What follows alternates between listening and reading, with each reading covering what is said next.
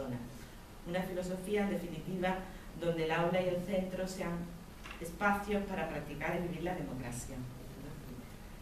Joan se identifica con la máxima del poeta valenciano Vicent Andrés Teillet, que es uno entre tantos, y eso es verdad, ¿no? Porque eso, dice, le ayuda a ser más consecuente, celebrar la humildad y valorar a los demás. Él ha sido maestro de escuela, asesor de formación permanente, psicopedagogo, y sigue creyendo que el aprendizaje encierra grandes fortalezas transformadoras. Su pensamiento se basa mucho en el compromiso con la renovación pedagógica, de donde, dice él, le enseñaron a ver la escuela de otra manera, ¿no? Del regalo de compartir la experiencia. Y eso es lo que nos ayuda a construirnos. Dale, vamos a ir más rápidos. Dale aquí, a recargar la página. Siempre un ejercicio de inmortalidad. Y si pasamos a otro, quiero llegar a las historias de Fernando Savater, algunas cosas que me gustan, otras no tanto, pero bueno, esta me gusta bastante. Y dice, pues bien, la educación es tarea de sujetos y su meta es formar también sujetos, no objetos ni mecanismos de precisión. Y a veces parece que eso lo olvidamos. Estamos trabajando con personas y eso es tan grande que no deberíamos de olvidarlo. Yo creo que tenemos que tener esperanza. Y la esperanza tiene que ver con lo que significa ser humanos y compartir esa experiencia única. Esa fue una de las historias que os quería contar y que creo que tiene que ver con profundamente ese sentimiento de sentirse maestro o maestra. ¿Pasamos? ¿Se te ha caído? Dice que te lo conoces, ¿no? Tiene unos libros preciosos sobre enseñar filosofía. Tiene una colección de libros, la gente que estáis en secundaria, sobre todo para adolescentes, preciosa, que se llama Filosofía para profanos, que son libros que ha hecho con un dibujante, Max, que fue Premio Nacional de Cómic. Bueno, increíble, para explicar lo que son las claves de la filosofía a profanos, como nosotros, de verdad, para disfrutarlo. Bueno, pues, no la he leído, de hecho. Perdona, Bueno, cuando se habla de deseos, y estábamos hablando de eso, de tener esperanza, de tener deseo, dice Maite Larrauri en uno de sus libros, es normal afirmar que siempre es difícil conseguir lo que se desea. Lo más difícil no es conseguir lo que se desea, sino que lo más difícil es desear. Y cuando alguien pierde ese motor, lo pierde todo. Normalmente el deseo en nuestra sociedad funciona por la acción de poseer lo que no se tiene. Y sabemos que eso no funciona bien, porque cuando se tiene lo que no se tiene, se pierde la calidad del deseo. Lo difícil, como dice Maite Larrauri, es desear.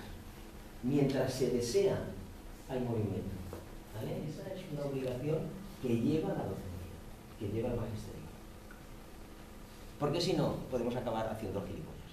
La alegría es locuaz y no la tristeza, y el auténtico diálogo humano difiere de la simple conversación o incluso de la discusión en la que está impregnado por el placer en la otra persona y en aquello que dice. Podríamos decir, como conclusión, que está afinada en la clave de la alegría. ¿Vale? ¿Pasamos? Bueno, más o menos las dos historias, los dos cuentos que os quería contar, a partir de ahí, esas historias encadenadas, ¿no? Y a partir de ahí voy a hacer más o menos un pequeño recorrido por algunos, recogiendo algunas sentencias, algunas frases de aquellos autores que en mis lecturas a mí me han influido y que de alguna forma me ayudan a descubrir mi pensamiento pedagógico, la forma que yo tengo de entender el magisterio. ¿Vale? Voy a pasar con algunos más rápidos. Ya veis que no todos son autores clásicos y tal. Hay también maestros y maestras amigos con los que comparto, o hay también músicos.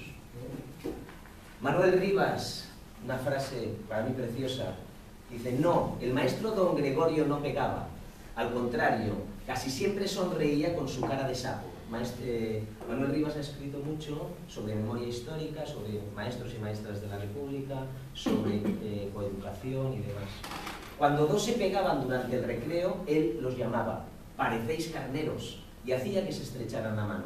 Después los sentaba en el mismo pupitre. Así fue como conocí a mi mejor amigo. Otra historia, otra de esas estrellitas. Joan El Capi fue compañero mío cuando yo estaba en un instituto, en el Instituto Bobadá. Estuvimos trabajando juntos durante muchos años Y bueno, yo es una persona con la que he compartido mucho y he aprendido mucho de él. Y él dice, la enseñanza ha de ser una escuela de vida y una rampa de despegue. La enseñanza es lo más contrapuesto al despotismo. Respetar a quien tienes delante para caminar juntos en la dirección correcta. Esta podría ser una explicación de lo que para mí significa tener éxito educativo. Otra sí, lo he explicado antes. La segunda máxima. Tiene que ser un viajante y no un turista. ¿Y sabéis cuál es la diferencia? Cuando emprendes un viaje con los alumnos, si eres un turista, el viaje tiene billete de ida, billete de vuelta, dónde tienes que hacer la meadita y qué es lo que tienes que comprar. Cuando eres un viajante, sabes que ese viaje no sabes dónde te llevará ni lo que te aportará. Sabes que el viaje del aprendizaje es abierto siempre. No puede estar cerrado. Eso lo dice Xurxo Torres. También, otra máxima para mí es interesante, es la de los maestros, las maestras, tenemos que ser pontífices. La palabra pontífice tiene dos acepciones. El que pontifica, y creo que esa no es nuestra misión, o el que construye puentes. Y creo que de eso sí que habla nuestro magisterio. ¿Vale? Pasamos a otra más. Esta, si recordáis lo que decía mi amigo Manolo, debe ser un mediador cognitivo, la metáfora del frontón. Devolver en forma de pregunta. ¿Os acordáis? Manolo, pregunta al grupo. Ayudar, enseñar, no es hacer. Es dar herramientas para que se pueda construir. ¿Vale? Ahí está la mediación bighostiana detrás. También, esta tiene que ver con lo que decía Omar Rincón, un diseñador de ambientes, la metáfora del arquitecto.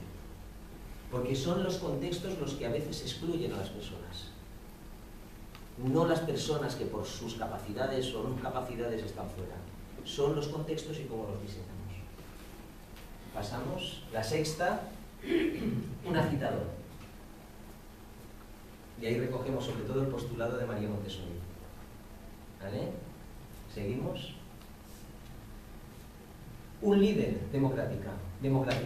Los maestros y las maestras tenemos que tener voz. No podemos estar sentados calentando una silla.